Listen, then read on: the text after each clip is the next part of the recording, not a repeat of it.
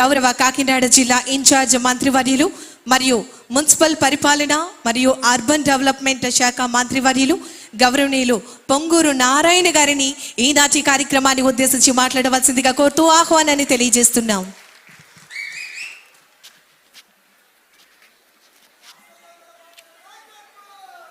సభావేదికను అలంకరించిన గౌరవనైన ఉప ముఖ్యమంత్రి వర్యులు పవన్ కళ్యాణ్ గారికి, వేదికను అలంకరించిన రాష్ట్ర ఆహార పౌరశాఖ మరియు వినియోగదారుల శాఖ మంత్రులు నాదెండ్ల మనోహర్ గారికి, అదేవిధంగా పర్యాటక సాంస్కృతిక మరియు సినిమాటోగ్రఫీ శాఖ మంత్రులు కందుల సురేష్ గారికి, అదేవిధంగా వేదికను అలంకరించిన శాసనసభ్యులకి, శాసన మండలి సభ్యులకి, ప్రజాప్రతినిధులకి, అధికారులకి, ఇక్కడికి విచ్చేసిన ప్రతి ఒక్కరికి నా నమస్కారాలు.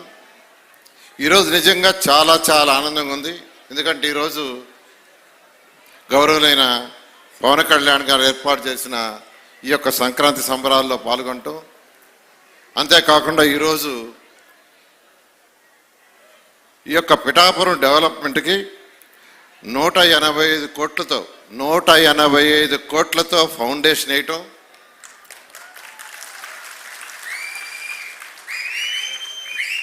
₹26 కోట్ల ఇనాగరేషన్ అంటే పనులు పూర్తి చేసి ఇనాగరేషన్ చేయటం ఈరోజు జరిగింది.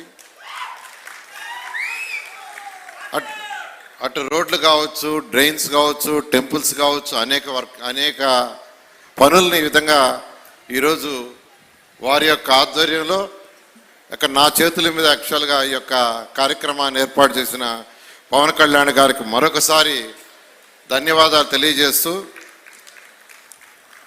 ప్రతి ఒక్కరికి సంక్రాంతి శుభాకాంక్షలు. మీకు అందరికీ తెలుసు గత ప్రభుత్వం ఎలా పరిపాలన చేసిందో, అరాచక పరిపాలన. గత 5 సంవత్సరాలు ఈ రాష్ట్రంలో ప్రజాస్వామ్యం పోయింది. అటువంటి పరిస్థితుల్లో ఈ రాష్ట్రంలో ప్రజాస్వామ్యాన్ని పరిరక్షించాలని గౌరవనైన పవన్ కళ్యాణ్ గారు ఎన్డీఏ కూటమి ఏర్పాటులో భాగస్వామ్యమై ఈ రాష్ట్రంలో ప్రజాస్వామ్యాన్ని పునరుద్ధరించడం జరిగింది. అది చేయటం వల్ల ఈరోజు మనందరం ఊపిరి పీల్చుకొని ఉంటున్నాం. లేదంటే ప్రతిరోజు ఉదయం ఎవరిని అరెస్ట్ చేస్తారా, ఎవరిని జైల్లో పెడతారా, ఎవరిని పోలీస్ స్టేషన్ తీసుకుపోతారా, అదే ఉండింది. ఈరోజు ఎక్కడ లేదు. ఈ రాష్ట్రం అంతా ప్రజలు చాలా ప్రశాంతంగా ఎవరి పనులు చేసుకుంటున్నారు, ఎవరి వ్యాపారాలు చేసుకుంటున్నారు, ఎవరి ఉద్యోగాలు చేసుకుంటున్నారు.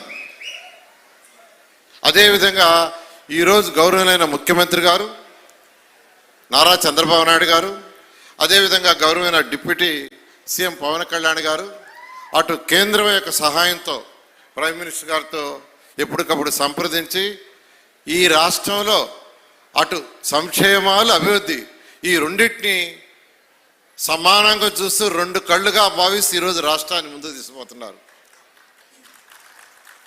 ఎలక్షన్స్కి ముందు ఎన్డీఏ కూటమి ఏదైతే చెప్పిందో 100కి 100 తప్పకుండా పెన్షన్స్ కావచ్చు,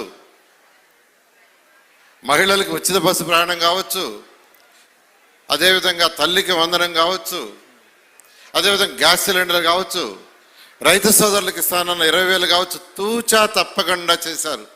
ఇదంతా డబ్బులుండి కాదు, డబ్బులు లేవు, ఖజానా ఖాళీ. 10 లక్షల కోట్లు అప్పు చేసి వెళ్ళిపోయింది ఆ ప్రభుత్వం.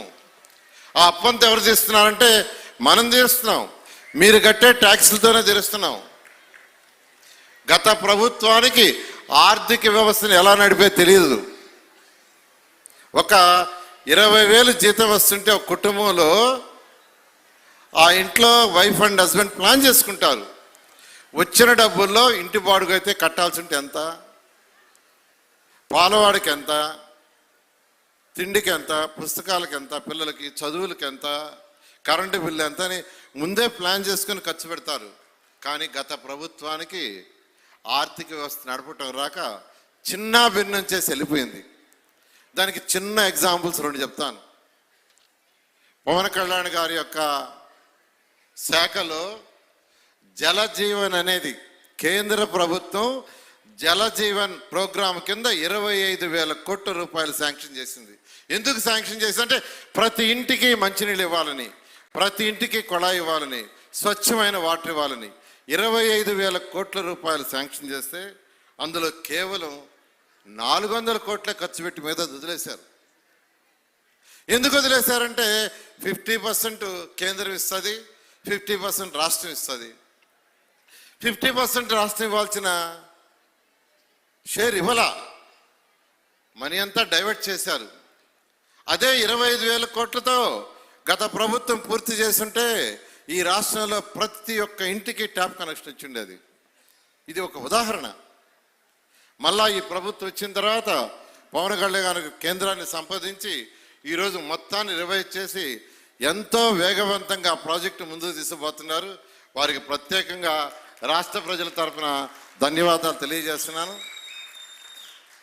అదేవిధంగా నా శాఖ 2014-19లో నేను ఇదే శాఖ మంత్రిని. 2019 ఫిబ్రవరి నెలలో ఏషియన్ ఇన్ఫ్రాస్ట్రక్చర్ ఇన్వెస్ట్మెంట్ బ్యాంక్ ద్వారా 5,350 కోట్లు శాంక్షన్ చేశాం. అది మున్సిపల్ ఏరియాలో తాగటానికి ప్రతి ఇంటికి స్వచ్ఛమైన నీరుకి 5,350 కోట్లు. 2019 ఫిబ్రవరి అంటే అది అవతల ఎలక్షన్లు వచ్చినాయి, ప్రభుత్వం మారింది. కేంద్ర ప్రభుత్వం ఫస్ట్ ఇన్స్టాల్మెంట్ ఇస్తే రాష్ట్ర ప్రభుత్వం మ్యాచింగ్ ఇవ్వక 5,300 కోట్లు పోయింది. మళ్ళా ఈ ప్రభుత్వం వచ్చిన తర్వాత మళ్ళా కేంద్రాన్ని సంప్రదించి ఆ 5,350 కోట్లు తీసుకొచ్చాం, టెండర్లు పిలిచాం, వర్క్ స్టార్ట్ అవుతుంది. ఎందుకు చెప్తున్నానంటే గత ప్రభుత్వానికి పరిపాలన చేయటం రాదు. అదేవిధంగా నా శాఖలో కేంద్ర ప్రభుత్వం అమృత్ 2.0 కింద 8,500 కోట్లు శాంక్షన్ చేసి ఫస్ట్ ఇన్స్టాల్మెంట్ ఇస్తే మ్యాచింగ్ ఇవ్వక అది కూడా పోయింది. స్వచ్ఛ భారత్ కింద 3,000 కోట్లు కేంద్ర ప్రభుత్వం గత ప్రభుత్వంకి ఇస్తే 250 కోట్లు ఫస్ట్ ఇన్స్టాల్మెంట్ ఇస్తే 150 కోట్లు స్టేట్ గవర్నమెంట్ ఇవ్వాల్సి ఉంటే అది పోయింది. ఇలా గత ప్రభుత్వం ఆర్థిక వ్యవస్థ ఎలా నడుపుతుందో తెలియదు. ఇవన్నీ చిన్న ఉదాహరణలు.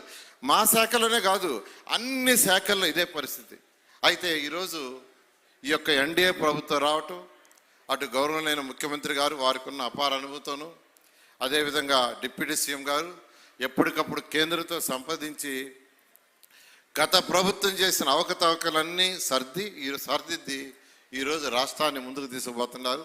ఖచ్చితంగా రాబోయే రోజుల్లో ఏదైతే ఎన్డీఏ గవర్నమెంట్ ఎలక్షన్స్ ముందు మాట ఇచ్చిందో 100కి 100 రూపాయలు అటు సంక్షేమం చేస్తూ అభివృద్ధి కార్యక్రమాలు కూడా ముందుకు తీసుకుపోతామని నా శాఖకు సంబంధించి మున్సిపల్ శాఖకు సంబంధించి పిఠాపురం కాన్స్టిట్యున్సీలో ఉన్న 2 మున్సిపాలిటీస్కి నా వంతు నేను చేయాల్సిన పూర్తి సహకారాలు చేస్తానని మరొకసారి తెలియజేస్తూ ఈరోజు ఇంత మంచి అవకాశం ఇచ్చిన డిప్యూటీ సీఎం గారికి అదేవిధంగా పిఠాపురం ప్రజలకి ప్రత్యేకంగా ధన్యవాదాలు తెలియజేస్తూ సెలవు తీసుకున్నాను. Thank you. పిఠాపురం ప్రజలందరికీ కూడా ఇంత అభివృద్ధిని అందిస్తున్నటువంటి గౌరవ మంత్రివర్యులు నారాయణ గారికి ఈ సందర్భంగా మీ అందరి కరతాళ ధ్వనుల మధ్య వారికి ప్రత్యేకమైనటువంటి ధన్యవాదాలు